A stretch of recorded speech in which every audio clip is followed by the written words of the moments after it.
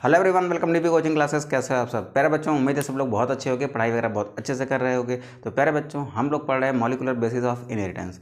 बच्चों, last class में हमने सीखा था टाइप्स ऑफ आरएनए के बारे में, जिसमें हमने कंप्लीट डिस्कशन किया था किसका, आरआरएनए का। आज की क्लास में हम लोग सीखने वाले हैं टीआरएनए एंड एमआरएनए और एचएनआरएनए के बारे में। ठीक है, तो चलिए स्टार्ट करते हैं बेटा। सबसे पहले आप हेडिंग लगाएंगे टीआरएनए। सबसे पहले आप क्या हेडिंग लगाएंगे? सबसे पहले आप हेडिंग लगाएंगे टीआरएनए। टीआरएनए का सबसे पहले क्या देखने वाले हम लोग? सबसे पहले इसका फुल फॉर्म देखेंगे कि टीआरएनए का मतलब क्या होता है। टीआरएनए का मतलब होता है जी ट्रांसफर आरएनए। क्या कहते हैं इसको? ट्रांसफर आरएनए कहते हैं। ठीक है, अब इसकी सबसे खास बात यह है कि टीआरएनए को सॉल्युबल आरएनए और एडेप्टर मॉलिक्यूल भी कहा जाता है। क्या कहा जाता है? इसी को सॉल्युबल आरएनए और एडेप्टर मॉलिक्यूल भी कहा जाता है। और ये सबसे छोटा आरएनए होता है, यानी कि tRNA is the smallest RNA. ठीक है, तो ये दो बातों को हम पहले लिख लेते हैं। तो सबसे पहले क्या लिखेंगे कि tRNA is also known as tRNA is also known as soluble RNA and adapter molecule। इसको हम किस नाम से जानते हैं? इसको हम लोग soluble RNA और एडेप्टर मॉलिक्यूल के नाम से जानते हैं। ठीक है, और अगली बात मैंने क्या कही कि टीआरएनए क्या होता है? सबसे छोटा आरएनए होता है। तो टीआरएनए इज स्मॉलेस्ट आरएनए। क्या होता है बेटा? ये सबसे छोटा आरएनए होता है, नहीं स्मॉलेस्ट आरएनए होता है। ठीक है, अब चलते हैं टीआरएनए के रोल के बारे में कि टीआरएनए का रोल क्या होता है। तो देखो बेटा, पहले ध्यान से समझने की कोशिश करो। मेरे पास एक यूकैरियोटिक सेल है, मान लो ऐसे। मेरे पास क्या है? एक ऐसे यूकैरियोटिक सेल है। ठीक, ये यूकैरियोटिक सेल का क्या है? न्यूक्लियस है। ठीक, ये क्या है? यूकैरियोटिक सेल का न्यूक्लियस है। इसमें क्या है? मान लीजिए ये डीएनए है। ठीक है, इस डीएनए से यूकैरियोटिक सेल में एक आरएनए बनता है जिसको हम कहते हैं एचएनआरएनए। क्या कहेंगे इसको? हम कहेंगे बेटा एचएनआरएनए। ठीक, क्या है ये है एचएनआरएनए। ठीक है, फिर इसका होता है कुछ मॉडिफिकेशन। क्या होता है इसका? मॉडिफिकेशन होता है। मॉडिफिकेशन होने के बाद यहाँ पर क्या बनता है? एक ऐसे आरएनए बनता है जिसको हम कहते हैं एमआरएनए। एमआरएनए यहाँ न्यूक्लियस से बाहर आता है बेटा। कहाँ जाता है? साइटोप्लाज्म में आ जाता है। ठीक है, ये आ जाता है साइटोप्लाज्म। अब इस एमआरएनए पर ना न्यूक्लियोटाइड के कोड होते हैं। क्या होते हैं? 3 न्यूक्लियोटाइड के ग्रुप होते हैं जिनको हम जेनेटिक कोड कहते हैं। अभी उसके बारे में बाद में बात करेंगे। तो ये जेनेटिक कोड क्या करते हैं? ये कोड करते हैं किसके लिए? ये कोड करते हैं अमीनो एसिड के लिए। ठीक है, ध्यान से सुनेंगे बेटा। ये जो जेनेटिक कोड है ना, ये किसको कोड करता है? अमीनो एसिड को कोड करता है। हर जेनेटिक कोड किसी एक पर्टिकुलर अमीनो एसिड के लिए होता है। ठीक है, कुछ कोड ऐसे होते हैं जिनको स्टार्ट कोडॉन कहते हैं, कुछ ऐसे होते हैं जो कोई अमीनो एसिड कोड नहीं करते, उनको स्टॉप कोडॉन कहते हैं। उन सबके बारे में तब बात करेंगे जब हम लोग जेनेटिक कोड पढ़ेंगे तब। ठीक है, तो जेनेटिक कोड ये 3 न्यूक्लियोटाइड के, यानी एमआरएनए पर ये 3 न्यूक्लियोटाइड के जो ग्रुप है ना, इनको हम जेनेटिक कोड कह रहे हैं। क्यों? क्योंकि ये किसी न किसी अमीनो एसिड को कोड करते हैं। ठीक है, अब ध्यान से सुनेंगे बेटा। अब क्या करेंगे? ध्यान से सुनेंगे। जेनेटिक कोड की डिस्कवरी से पहले, ध्यान से सुनिए बात को, जेनेटिक कोड की डिस्कवरी से पहले ये जो साइटोप्लाज्म आपको दिख रहा है ना, इस साइटोप्लाज्म में एक सॉल्युबल आरएनए की खोज की गई। ठीक, एक आरएनए की खोज की गई जिसको क्या कहा गया? Soluble RNA. तो before discovery of genetic code a soluble RNA is discovered in cytoplasm of the cell. यानी इस सेल के अंदर किसकी खोज की गई? इस सेल के अंदर कुछ आरएनए की खोज की गई जिनका रोल अभी पता नहीं था। तो ये क्या है? ये है सॉल्युबल आरएनए। ये सॉल्युबल आरएनए मॉलिक्यूल्स हैं जिनकी खोज कब की गई? जेनेटिक कोड से पहले। तो यहाँ पर एक बात लिखता हूँ मैं, before discovery of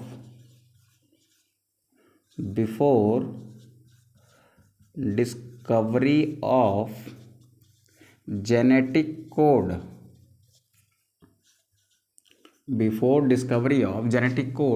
some soluble RNA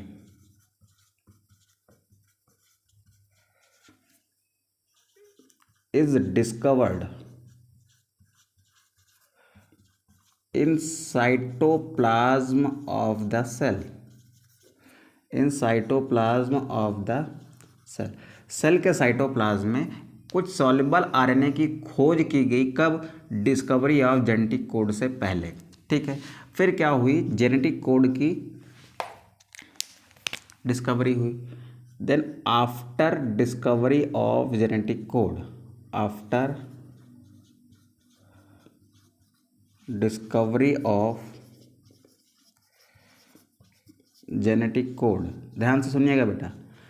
अब जेनेटिक कोड की डिस्कवरी होने के बाद एक व्यक्ति थे क्रिक, उन्होंने कहा कि अमीनो एसिड के अंदर ये क्षमता नहीं होती कि वो अपने आप जाके बाइंड करे किससे? जेनेटिक कोड से।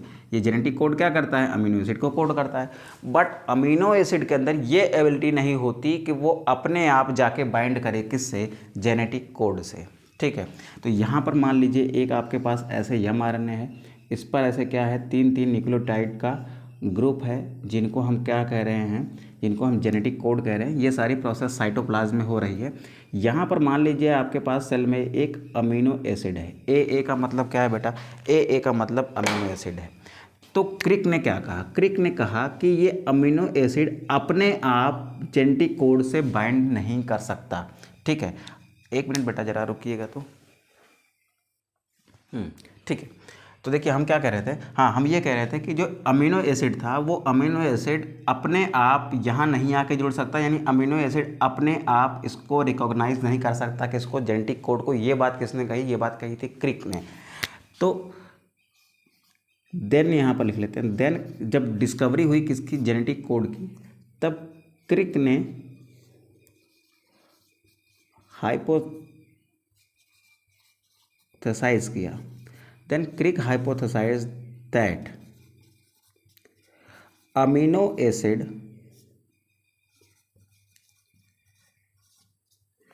is not able to recognize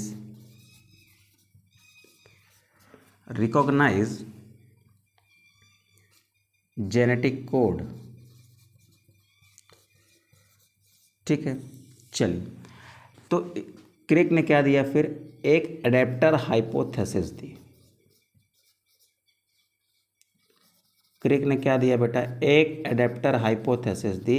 उन्होंने अपनी एक एडेप्टर हाइपोथेसिस में क्या कहा कि साइटोप्लाज्म के अंदर एक ऐसा एडेप्टर मॉलिक्यूल होता है जो एक तरफ किससे जुड़ता है? अमीनो एसिड से। दूसरी तरफ वो किससे जुड़ता है? दूसरी तरफ वो जेनेटिक कोड से जुड़ता है। तो इन्होंने एडेप्टर हाइपोथेसिस में क्या कहा कि there is an adapter molecule which bind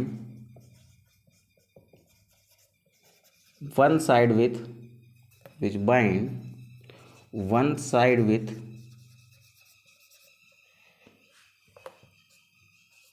amino acid and bind other side with genetic code. So after some time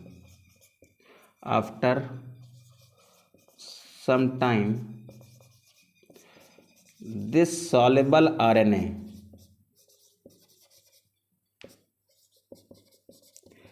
is recognized as adapter molecule। बाद में ये पता चला ये जो सॉल्युबल आरएनए है ना, यही क्या करता है, इस अमीनो एसिड को ट्रांसफ़र करता है कहाँ पर, इस एमआरएनए पर।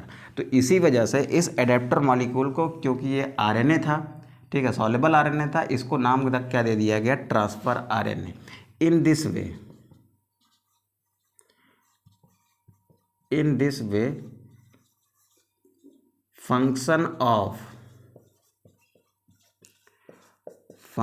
ऑफ टीआरएनए, यानी कि जो हमारा सॉल्युबल आरएनए था, फंक्शन ऑफ टीआरएनए और सॉल्युबल आरएनए इज डिस्कवर्ड।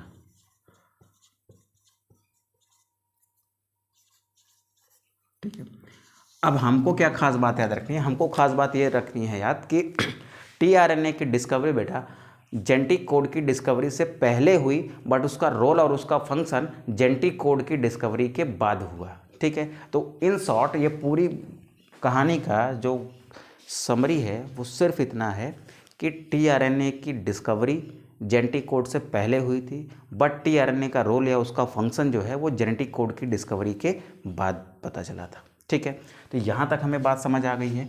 अब यहाँ तक हमें बात समझ आ गई है तो हम लोग चलते हैं थोड़ा सा आगे, और जो अभी मैंने बात बोली उसको लिख लेते हैं।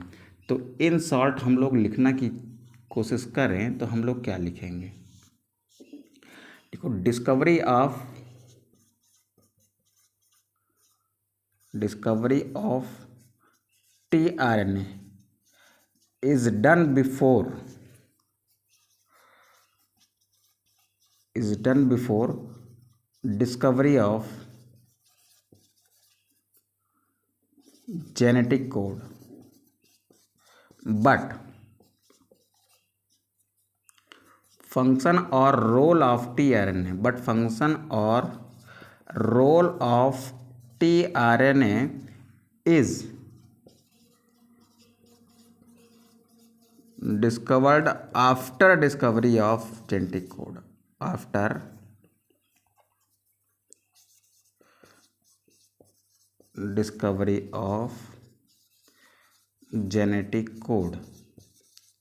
यहाँ तक बात बेटा क्लियर है? बात क्लियर है तो इसका स्क्रीनशॉट करेंगे, क्योंकि यहाँ पर उतना स्पेस है नहीं कि हम टीआरएनए का स्ट्रक्चर बना पाएँ। आप इसका स्क्रीनशॉट करिए, देन हम लोग आगे बढ़ते हैं, फिर हम लोग ये देखने की कोशिश करते हैं हाउ टीआरएनए इज़ फॉर्म्ड। चलिए बेटा, चलिए इसको रफ करते हैं। हाँ,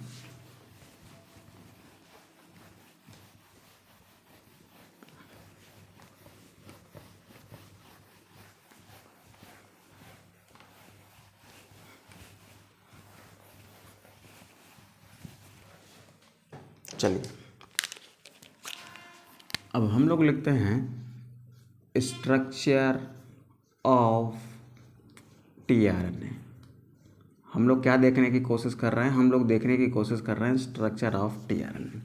सपोज करिए हमारे पास क्या है, एक ऐसे डीएनए है। डीएनए कैसा होता है बेटा, डबल स्ट्रैंड होता है। हाँ सर, डबल स्ट्रैंड होता है। तो ये है डीएनए। डीएनए के अंदर एक छोटा सा पीस ये है, ये क्या है, एक छोटा सा पीस ऑफ डीएनए है जिसमें क्या होगी, ट्रांसक्रिप्शन होगी। ठीक है, इसमें क्या हो रही है, इसमें हो रही है ट्रांसक्रिप्शन। ठीक, अगर ये डीएनए पार्ट है किसका, यूकैरियोटिक सेल का, if this DNA is part of eukaryotic cell, then enzyme used is, कौन सा एंजाइम यूज होगा, तब यूज होगा आरएनए पॉलीमरेज थर्ड। ठीक, अगर ये ट्रांसक्रिप्शन की प्रोसेस कहाँ हो रही है, ये हो रही है बेटा प्रोकैरियोटिक सेल में, then enzyme used in this process is RNA polymerase. RNA polymerase वो एंजाइम है जो डीएनए से क्या बनाएगा, आरएनए बनाता है। लेकिन यूकैरियोटिक सेल में अलग अलग आरएनए के लिए अलग अलग आरएनए पॉलीमरेज हो सकते हैं, बट प्रोकैरियोटिक सेल के लिए सभी आरएनए के लिए क्या होता है, एक ही आरएनए पॉलीमरेज होता है। ठीक है, अब क्या हुआ, ट्रांसक्रिप्शन के बाद यहाँ पर क्या बना जी, यहाँ पर बना एक ऐसे आरएनए। ठीक है, इस आरएनए को नाम दिया हमने टीआरएनए, और ये ट्री आरएनए का स्ट्रेट चेन स्ट्रक्चर है। कैसा स्ट्रक्चर है?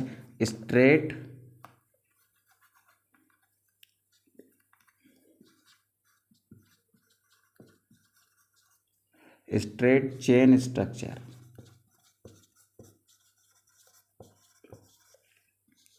ठीक है, इसको हम लोग कहते हैं 1 डिग्री स्ट्रक्चर। इसको हमने नाम क्या दे दिया? इसको नाम दे दिया 1 डिग्री स्ट्रक्चर। ये है बेटा 5 प्राइम और ये है 3 prime structure.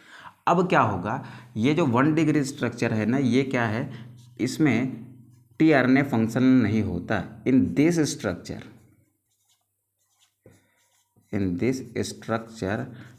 TRNA is not functional.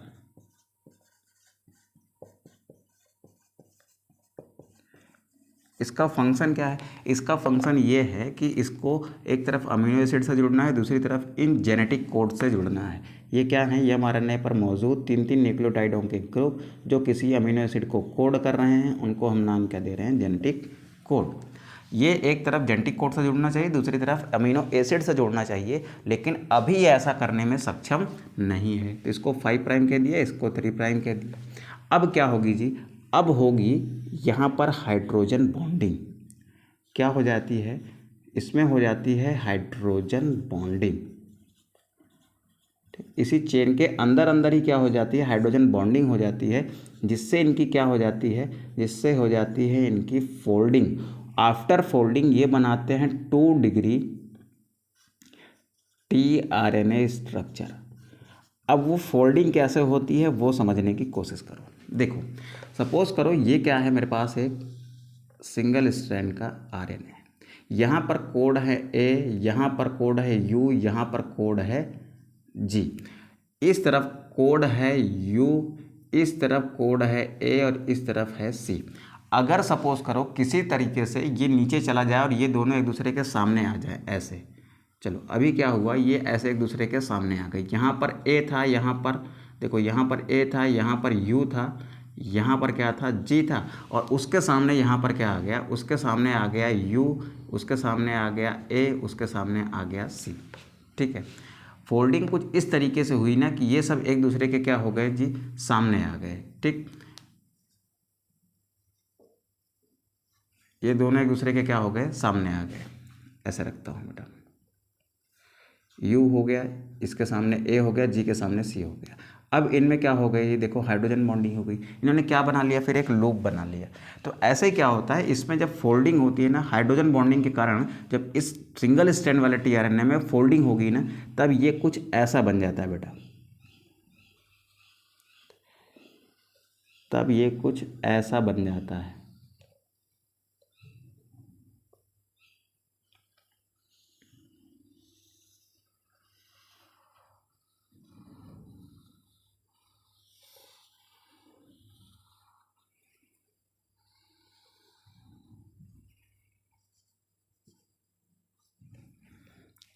इसको अगर आप कहते हैं 5 प्राइम, तो इस वाले एंड को क्या कहेंगे? 3 प्राइम। और यहाँ बीच बीच में क्या नज़र आने लग जाती है? बीच बीच में नज़र आने लग जाती है हाइड्रोजन बॉन्डिंग। यहाँ पर क्या नज़र आ रही है? हाइड्रोजन बॉन्डिंग नज़र आ रही है। ठीक है, तो ये जो हाइड्रोजन बॉन्डिंग हो रखी है ना, इसको हम लोग कहते हैं, इस वाले पार्ट को स्टेम। क्या कहेंगे जी? स्टेम कहेंगे। अब ध्यान से सुनिएगा, अब इसकी कई आर्म बनती दिख रही हैं। एक आर्म ये है, एक आर्म ये है और एक आर्म ये है। अब ध्यान से सुनिएगा, ये जो आपका बना हुआ स्ट्रक्चर दिख रहा है ना, ये क्या है? 2 डिग्री स्ट्रक्चर है किसका? टीआरएनए का। ठीक है, अब इस 2 डिग्री टीआरएनए स्ट्रक्चर में एक खास बात और होती है। आरएनए में क्या होता है बेटा? यूरासिल होता है। यूरासिल का मॉडिफिकेशन हो जाता है तो कुछ स्पेशल टाइप के क्या बन जाते हैं? मॉलिक्यूल्स बन जाते हैं। जैसे यूरासिल का क्या हुआ, इसमें यूरासिल का क्या कर दिया हमने? मॉडिफिकेशन किया। क्या किया? मॉडिफिकेशन। यूरासिल का मॉडिफिकेशन करने पर थायमीन भी बन जाता है, और इससे 2 स्पेशल टाइप के मॉलिक्यूल्स बनते हैं। एक को हम कहते हैं डाईहाइड्रो यूरिडीन,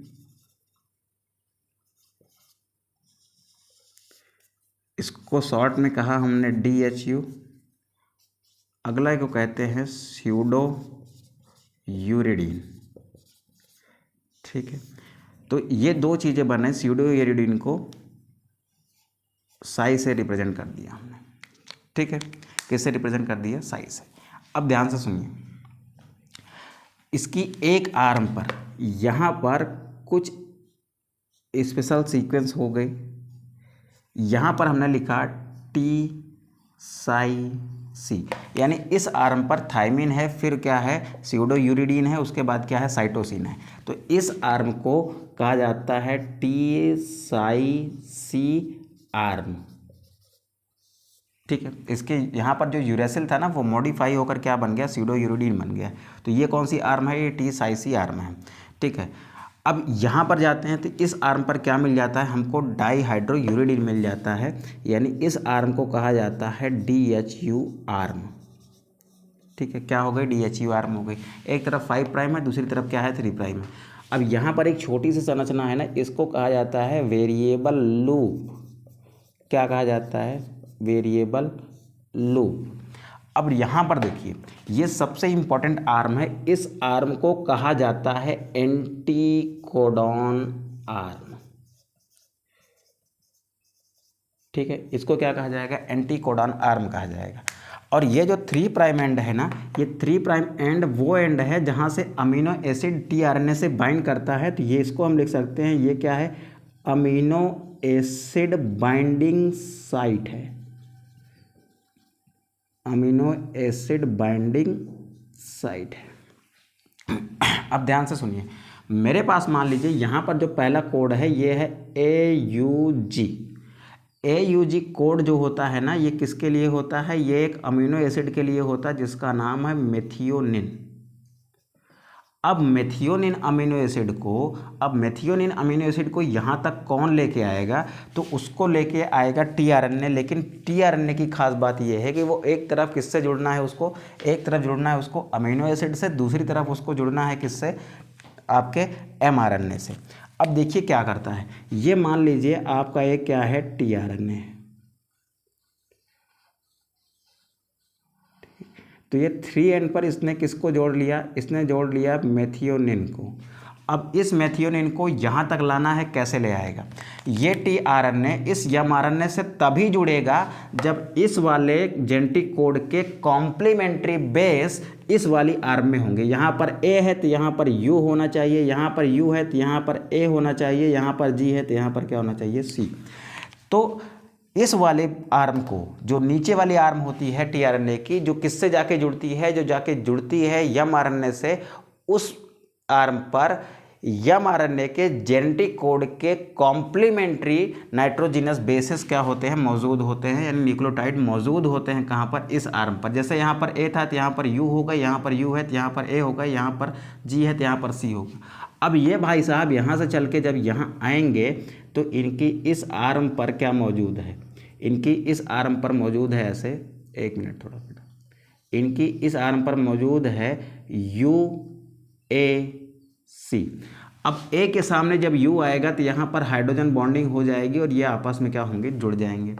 A के सामने U आएगा तो यहाँ पर भी हाइड्रोजन बॉन्डिंग हो जाएगी, आपस में जुड़ जाएंगे। और C के साथ में G आएगा तो यहाँ पर भी हाइड्रोजन बॉन्डिंग हो जाएगी, ये जुड़ जाएंगे। इस प्रकार ये tRNA किससे जुड़ जाता है? mRNA से जुड़ जाता है। किसके थ्रू? अपने एंटीकोडॉन भुजा के थ्रू। और एंटीकोडॉन भुजा वो होती है जो रिकॉग्नाइज करती है किसको? जो रिकॉग्नाइज करती है जेनेटिक कोड को।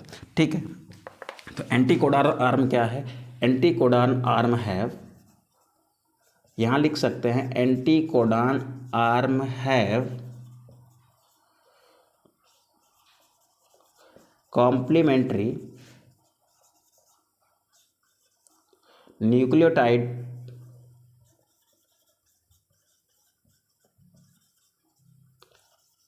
as of mRNA genetic code. ठीक, फिर क्या लिख सकते हैं? यहाँ लिख सकते हैं कि anticodon arm of tRNA is attached with attached with mRNA's genetic code by complementary base pairing. Complementary base pairing के कारण ये टीआरएनए किससे जुड़ जाता है? ये जुड़ जाता है आपके एमआरएनए से। ठीक है, ऊपर की तरफ इसमें क्या लगा हुआ है? ऊपर की तरफ इसमें 3' एंड पर अमीनो एसिड लगा हुआ है। ठीक है, अब क्या होता है, ये 2 डिग्री स्ट्रक्चर फंक्शनल नहीं माना जाता। ये 2 डिग्री स्ट्रक्चर जो है ना, अच्छा इसको और क्या कहते हैं? इस 2 डिग्री स्ट्रक्चर को टीआरएनए का क्लोवर लीफ मॉडल भी कहते हैं। क्या कहते हैं? क्लोवर लीफ मॉडल या फिर क्लोवर लीफ स्ट्रक्चर। यानी ये टीआरएनए का जो ये 2 डिग्री स्ट्रक्चर है, यानी ये वाला, इस वाले स्ट्रक्चर को ना हम क्या कहते हैं? इसको हम कहते हैं, यहाँ पर लिख लेना, ये क्या है? ये एंटीकोडॉन आर्म है। और इस स्ट्रक्चर को, दिस स्ट्रक्चर, इसको कहा जाता है क्लोवर लीफ स्ट्रक्चर, क्योंकि इसका स्ट्रक्चर क्लोवर की लीफ जैसा होता है, तो इसको हमने क्या कह दिया? Clover leaf structure. अब आप याद रखेंगे क्लोवर लीफ स्ट्रक्चर कौन से आरएनए में पाया जाता है? तो वो जी टीआरएनए में पाया जाता है। अब चलते हैं थोड़ा सा आगे बेटा, अब आगे चलते हैं और आगे ये देखने की कोशिश करते हैं ना कि जब 2 डिग्री स्ट्रक्चर में ये फंक्शनल नहीं होता तो इसकी और क्या होती है। ठीक है, तो कहाँ पर बिठाएं बेटा? इसको थोड़ा सा स्क्रीनशॉट कर लीजिए अब। तो थोड़ा सा मैं इसको यहाँ पर रफ करता हूँ, तो चलता हूँ कहाँ पर मैं? 3 डिग्री स्ट्रक्चर पर। चलिए इसको रफ करते हैं बेटा यहाँ पर थोड़ा सा। ठीक, अब होगा क्या, इस 2 डिग्री स्ट्रक्चर में क्या होगा? एक बार और फोल्डिंग होगी। So this 2 degree structure further undergoes,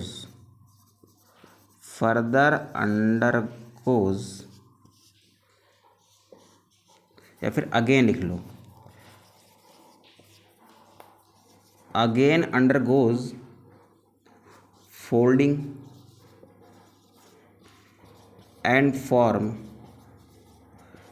3 degree tRNA structure. क्या बनाता है? 3 डिग्री टीआरएनए स्ट्रक्चर बनाता है। और ये 3 डिग्री टीआरएनए स्ट्रक्चर कैसे होता है? इन्वर्टेड यल शेप होता है और फंक्शनल होता है। This tRNA is in inverted L shape. याद रखिएगा बेटा किस तरीके से होता है? इन्वर्टेड यल शेप होता है एंड फंक्शनल। और क्या होता है? फंक्शनल होता है, यानी अपने काम करता है जो इसको काम दिए गए होते हैं। ठीक है, अब चलते हैं बेटा, देख लेते हैं इन्वर्टेड यल शेप स्ट्रक्चर में क्या क्या होता है। तो ये इसकी एक आर्म हो गई और ये हो गई इसकी ऐसे दूसरी आर्म। इस आर्म को कहा जाता है, इस आर्म को कहा जाता है acceptor arm. Acceptor arm because on this arm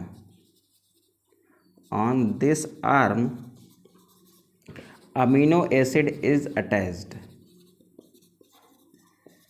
इस आर्म से क्या अटैच होता है? अमीनो एसिड अटैच होता है। और ये वाली कौन सी आर्म है? ये वाली आपकी एंटीकोडॉन आर्म है। Anticodon arm which binds with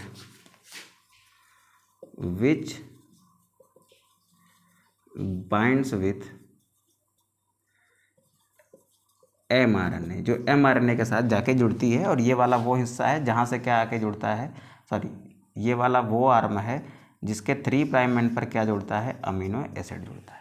तो ठीक है, तो ये था 1 डिग्री स्ट्रक्चर, ये था 2 डिग्री स्ट्रक्चर बेटा, और ये है 3 डिग्री स्ट्रक्चर। 3 डिग्री स्ट्रक्चर कैसे होता है? इन्वर्टेड यल शेप होता है। 2 डिग्री स्ट्रक्चर क्लोवर लीफ जैसे होता है। ठीक है, तो आप इसका स्क्रीनशॉट करें। देन हम लोग चलते हैं कि एचएनआरएनए क्या होता है और एचएनआरएनए से एमआरएनए कैसे बनता है। ठीक है, चलिए बेटा इसको रफ करते हैं फटाक से, और फटाक से करने की कोशिश करते हैं एमआरएनए को।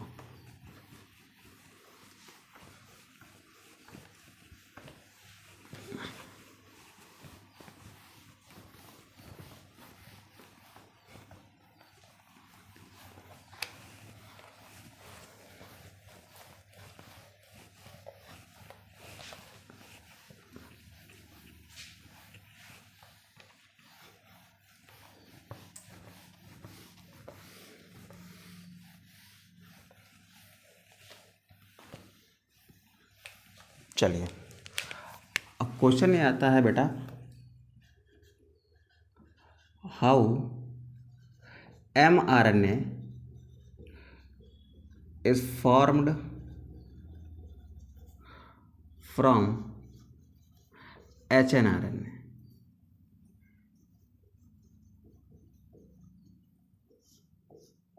ठीक है, hnRNA से, ये जो hnRNA है इससे कैसे mRNA बनता है, तो पहले ये समझने की कोशिश करते हैं कि हमारे पास क्या है। हमारे पास एक डीएनए है, हमारे पास क्या है, एक डीएनए है।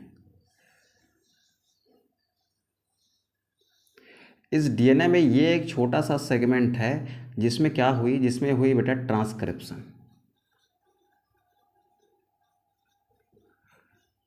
ठीक है, और hnRNA कहाँ बनता है, hnRNA बनता है यूकैरियोटिक सेल में। तो ये ट्रांसक्रिप्शन की प्रोसेस कहाँ हो रही है, यूकैरियोटिक सेल में।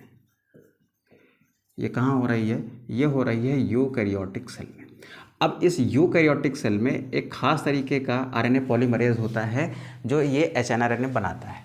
तो होता क्या है कि इसमें जो डीएनए है, डीएनए से क्या बनना है, डीएनए से बनना है hnRNA। ठीक है, hnRNA में फिर क्या होती है, कुछ मॉडिफिकेशन होती है,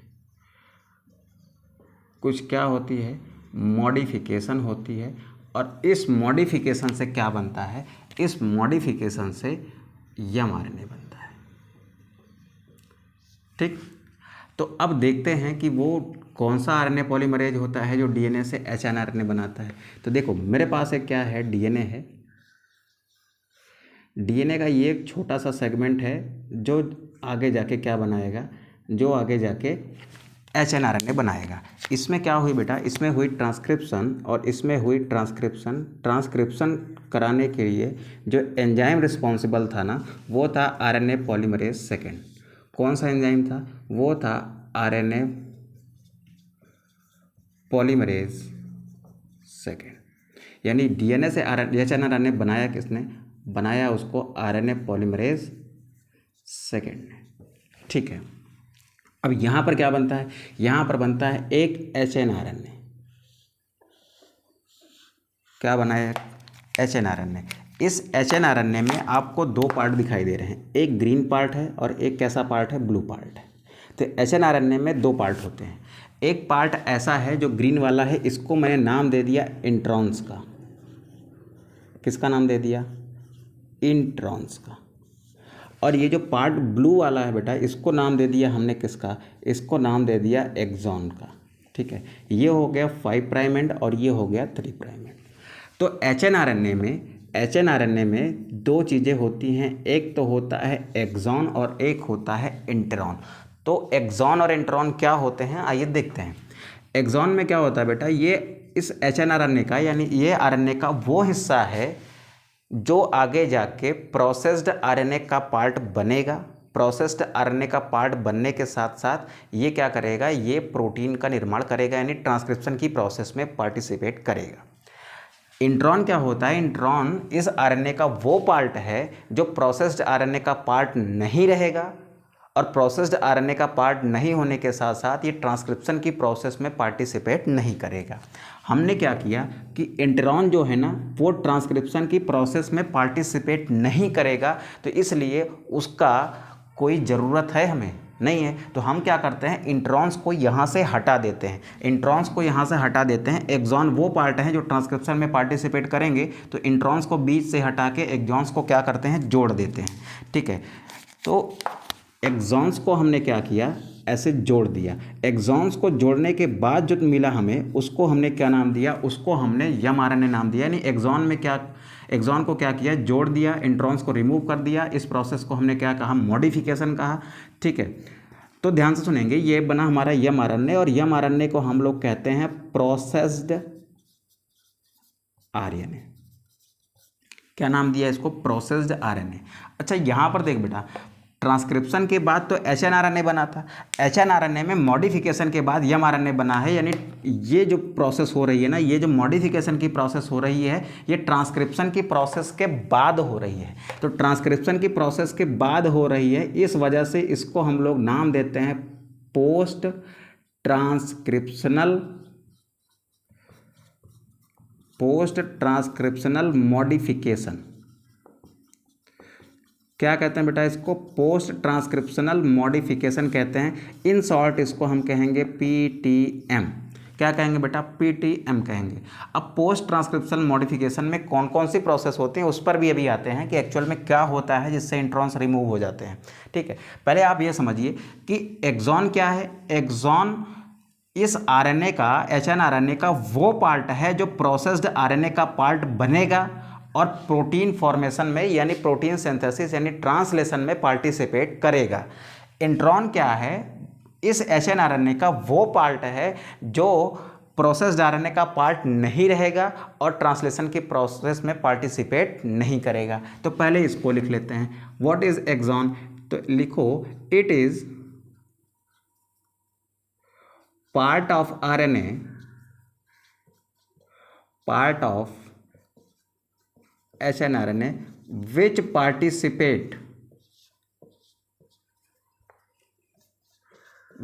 participate in process of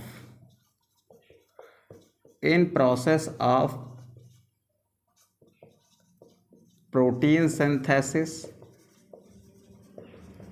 or translation and also become a part of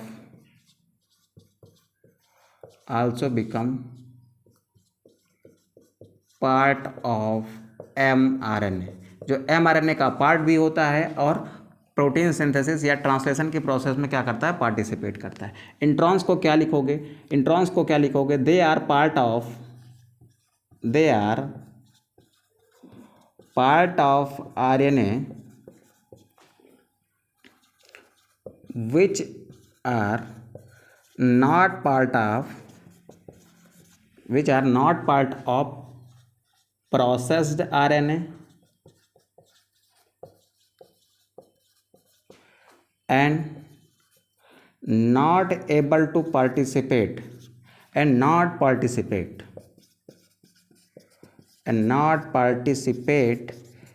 in process of translation, जो ट्रांसलेशन की प्रोसेस में पार्टिसिपेट नहीं करते वो इंट्रॉन्स हैं।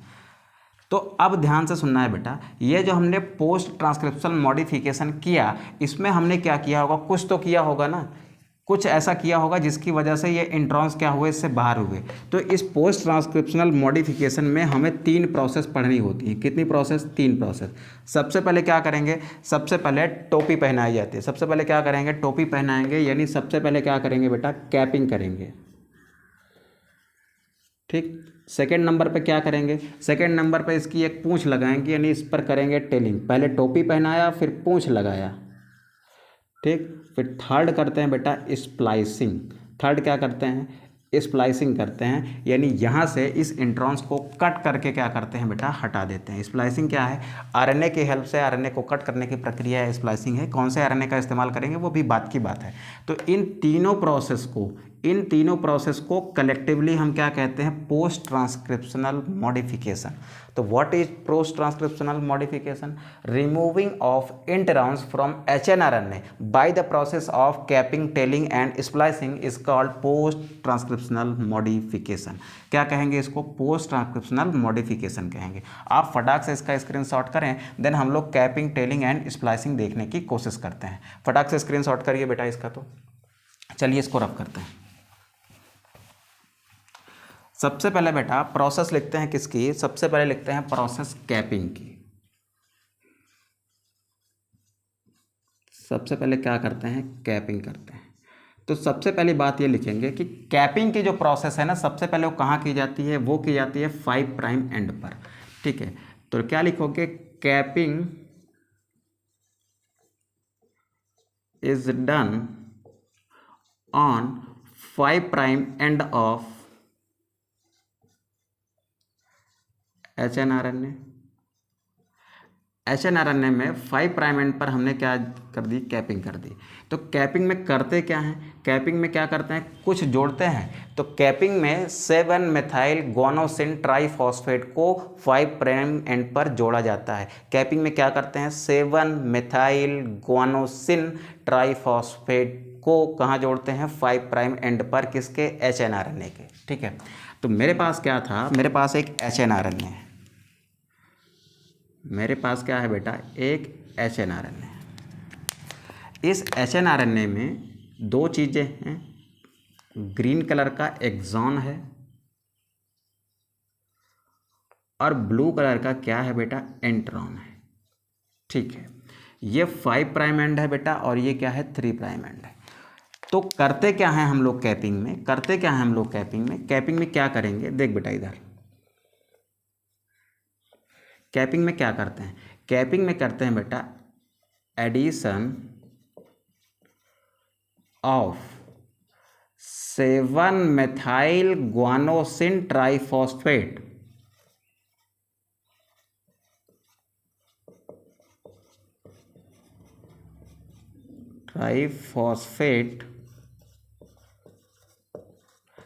Eight 5 prime end, 5 prime end पर 7 मेथाइल गुआनोसिन ट्राइफॉस्फेट को ऐड कर दिया जाता है। तब हम क्या कहते हैं कि इस HNRNA की क्या हो गई है, कैपिंग हो गई है। तो फिर से बना लेते हैं यहाँ पर, आफ्टर कैपिंग कैसा दिखेगा ये, आफ्टर कैपिंग कुछ ऐसा दिखने वाला है ये, आफ्टर कैपिंग कैसा दिखने वाला है बेटा, कुछ ये ऐसा दिखने वाला है। ये 5 प्राइम एंड है, ये 3 प्राइम एंड है और इसके 5 प्राइम एंड पर हमने क्या जोड़ दिया है, हमने जोड़ दिया है 7 मेथाइल गुआनोसिन। ठीक, जैसे ही 7 मेथाइल गुआनोसिन को आपने जोड़ा, किस डायरेक्शन में, किस डायरेक्शन में, 5 प्राइम डायरेक्शन में, तो हमने क्या कहा कि इसकी क्या हो गई जी, कैपिंग हो गई। अब चलते हैं कहाँ पर, अब चलते हैं इसकी टेलिंग पर। ठीक है, now we have to discuss the process of tailing of HNRNA। Tailing कहाँ पर की जाती है, देखो कैपिंग की गई 5 प्राइम एंड पर, तो टेलिंग कहाँ की जाएगी, सर पर ताज रखा गया तो पीछे क्या लगाई जाएगी, टेल लगाई जाएगी, यानी पूंछ लगाई जाएगी। तो यहाँ पर क्या की जा रही है बेटा, यहाँ पर की जा रही है टेलिंग। और टेलिंग में क्या करते हैं, टेलिंग में हम क्या ऐड करते हैं, टेलिंग में हम ऐड करते हैं, पहली बात तो लिख लेते हैं कि telling is done, telling is done at 3 prime end of, 3 prime end of HNRNA। ठीक है, और करते क्या हैं वो भी देख लेते हैं। सबसे पहले क्या बना लेते हैं, सबसे पहले एक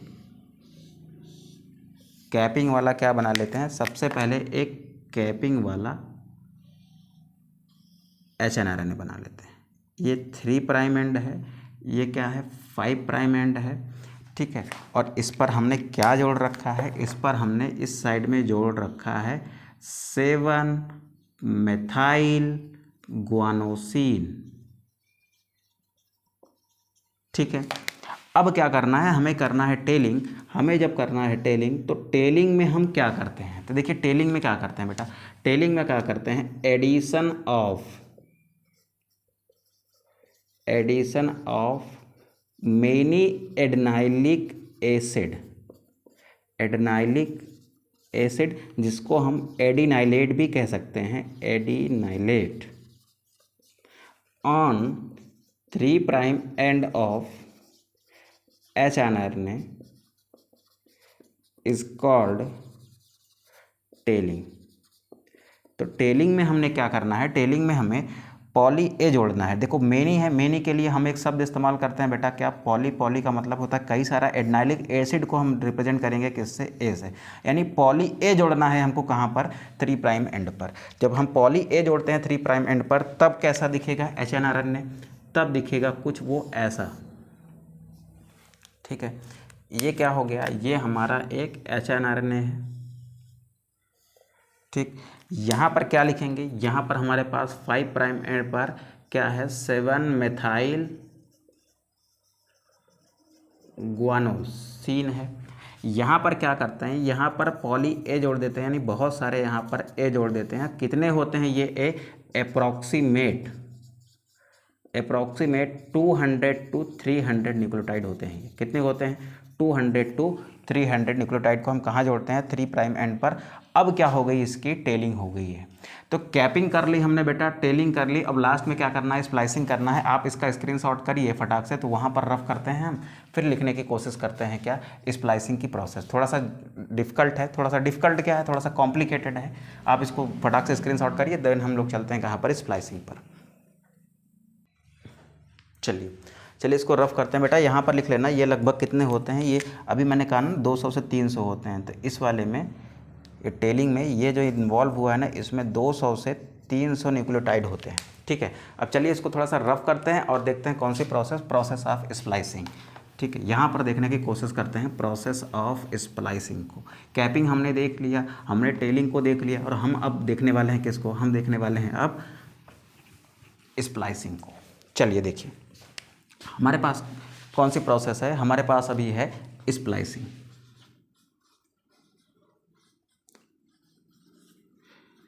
एक मिनट बेटा चेक करना, तो सब दिख रहा है बराबर?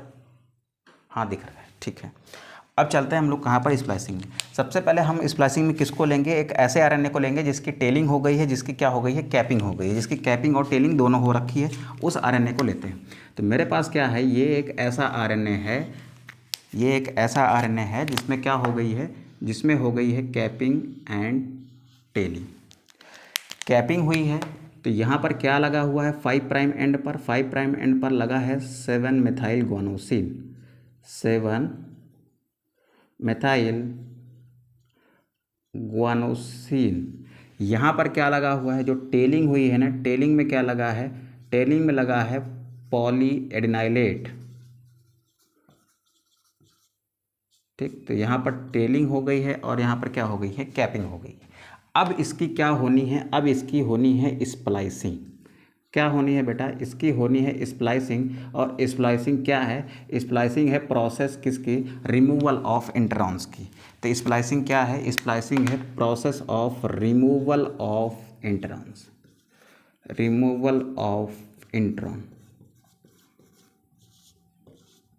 ठीक है, इंट्रॉन को क्या करना है? रिमूव करना है। इंट्रॉन को रिमूव करने के लिए आपको कुछ आरएनए, ध्यान से सुनेंगे बेटा, कुछ आरएनए प्लस कुछ प्रोटीन की ज़रूरत पड़ती है।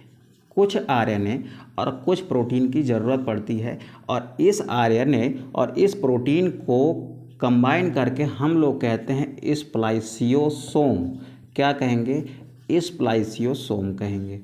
ठीक है, इसको हमने क्या नाम दिया? इसको हमने नाम दिया स्प्लाइसियोसोम का। अब स्प्लाइसियोसोम में क्या क्या चीज़ें होती हैं? आरएनए होता है और प्रोटीन होती है। स्प्लाइसियोसोम का जो साइज़ होता है ना, वो 40 to 60 नैनोमीटर होता है।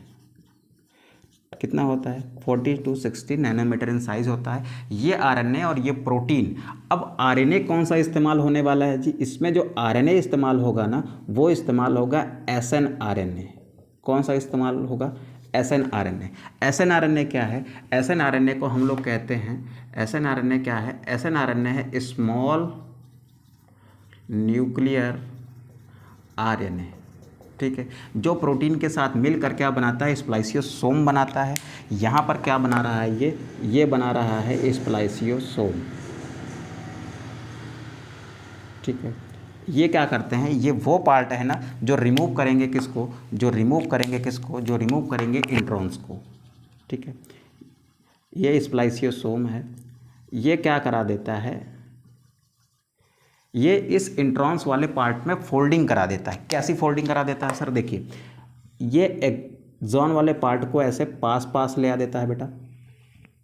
क्या करता है? ये उसको ऐसे पास पास ले आ देता है ऐसे, और इस इंट्रॉन्स वाले पार्ट में ऐसे क्या करा दी इसने? ऐसे फोल्डिंग करा दी।